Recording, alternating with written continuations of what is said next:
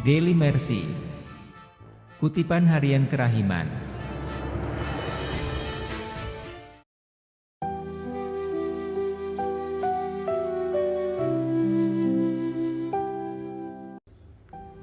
Shalom sahabat Daily Mercy yang terkasih. Renungan hari ini diambil dari Injil Matius bab 6 ayat 7 sampai 15. Doa yang memurnikan hati.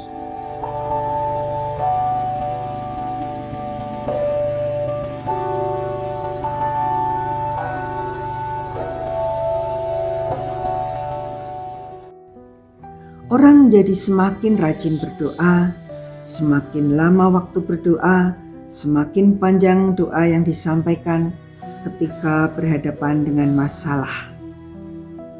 Semakin berat masalahnya, semakin intens kita berdoa. Banyak doa-doa yang kita sampaikan, mulai dari novena 3 Salam Maria, novena Maria Pengurai Simpul, doa 77 Bapa Kami, dan sebagainya.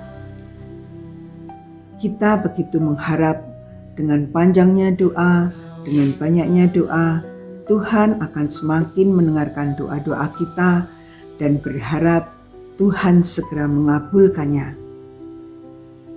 Di dalam Injil hari ini dikatakan, dalam doamu itu janganlah bertele-tele, seperti kebiasaan orang yang tidak mengenal Allah.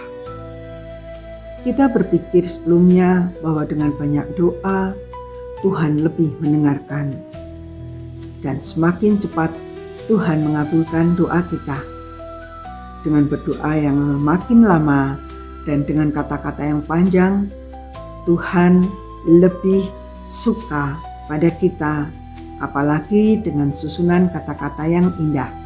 Bisa makin menyenangkan hati Tuhan untuk lebih cepat mengabulkan doa kita. Itu yang ada di dalam pikiran kita. Padahal di dalam ayat 8 dikatakan, Bapamu mengetahui apa yang kamu perlukan sebelum kamu minta kepadanya. Lalu, apa gunanya kita berdoa? Berdoa yang sesungguhnya adalah kita membangun relasi yang semakin intim, semakin dalam dengan Tuhan. Doa bukan lagi merupakan sebuah transaksi di mana kita menyampaikan kebaikan-kebaikan kita supaya Tuhan melihat apa yang kita lakukan dan kita merasa layak untuk menuntut supaya Tuhan mengabulkan permintaan-permintaan kita. Doa bukanlah negosiasi, karena di situ Tuhan tidak menginginkan atau tidak hanya mencatat bahwa perbaikan kita layak untuk dibalas dengan kebaikan Tuhan berupa pengabulan doa yang kita sampaikan. Sebenarnya doa merupakan sebuah konsistensi relasi yang semakin dalam, semakin intim. Inilah yang dikehendakinya ketika kita berdoa. Ketika doa belum juga dikabulkan, lalu yang muncul adalah rasa kecewa, rasa putus asa, bahkan yang lebih mengerikan, kita semakin jauh dari Tuhan. Seakan-akan Tuhan meninggalkan kita. Jiwa kita menjadi kering, jiwa kita menjadi merasa Tuhan tidak lagi mengingat kita. Lalu apa yang disampaikan oleh Santa Faustina ketika dia merasakan kekeringan jiwa ini? Dalam buku hariannya nomor 147 dikatakan, Aku menghadapi banyak rintangan untuk berdoa dan bertahan dalam doa. Seorang kudus seperti Santa Faustina pun merasakan kekeringan jiwa, merasakan kehampaan. Namun apa yang dilakukan untuk mengatasi kekeringan dan kehampaan ini? Dikatakan dalam buku harian Santa Faustina nomor 505, seluruh kehampaanku terbenam dalam samudera kerahiman. Dengan kepercayaan seorang anak, aku menghempaskan diriku ke dalam pelukan-Mu.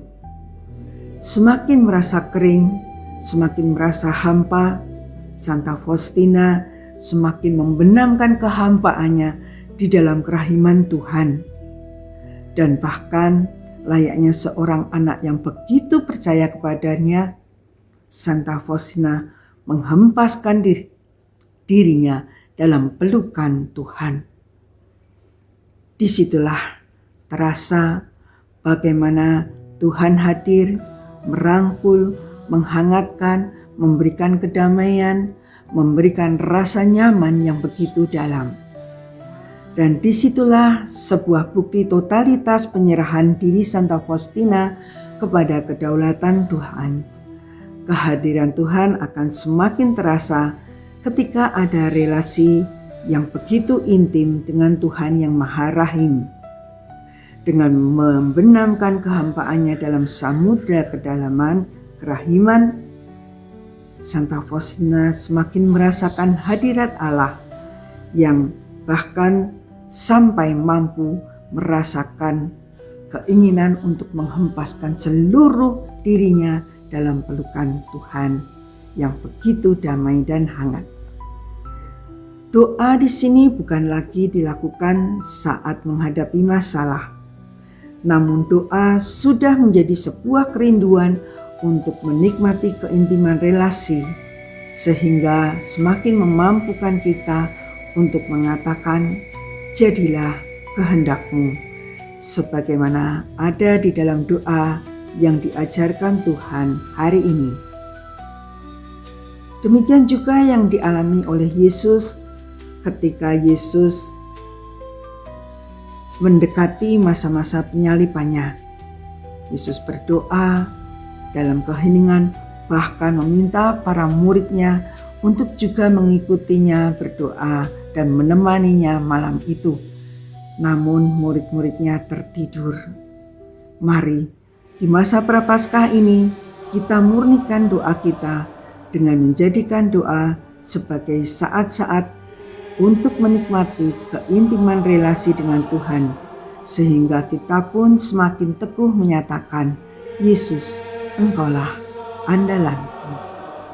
Salam kerahiman.